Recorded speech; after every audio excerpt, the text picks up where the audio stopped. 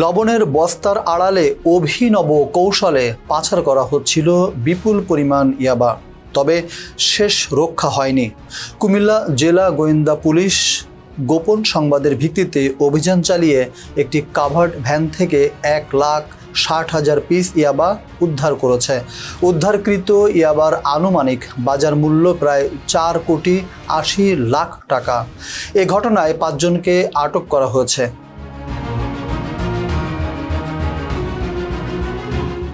বৃহস্পতিবার দুপুরে কুমিল্লা জেলা পুলিশ কার্যালয়ে আয়োজিত সংবাদ সম্মেলনে পুলিশ সুপার জানান, মাদক বিরোধী চলমান অভিযানে অংশ হিসেবে ডিবি পুলিশের একটি চৌকস দল গোপন সংবাদের ভিত্তিতে একটি কাভার্ড ভ্যানে তল্লাশি চালায়। প্রথমে ভ্যানটিকে সাধারণ পণ্যবাহী যান বলে মনে হলেও পরে বিস্তারিত তল্লাশিতে বেরিয়ে আসে চাঞ্চল্যকর তথ্য। প্রাইভেট কারটি চালাচ্ছিল যে ড্রাইভার, তার নাম রুবেল, আর ওখানে আরেকজন যাত্রী ছিল সোহেল রানা। এই 3 জন প্রাইভেট কারে ছিল।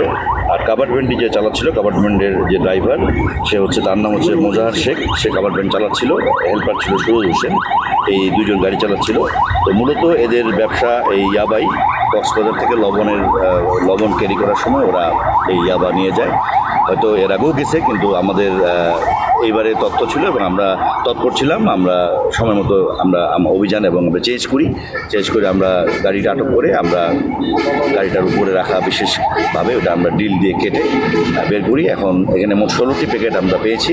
তিনি বলেন, কাভার্ড ভ্যানটিতে বিপুল পরিমাণ লবণের বস্তা বোঝাই করা ছিল।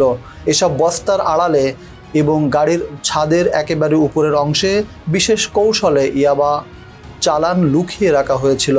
ডিবি পুলিশের সদস্যরা দীর্ঘ সময় তল্লাশি চালিয়ে সেখান থেকে 1,60,000 পিস ইয়াবা উদ্ধার করেন।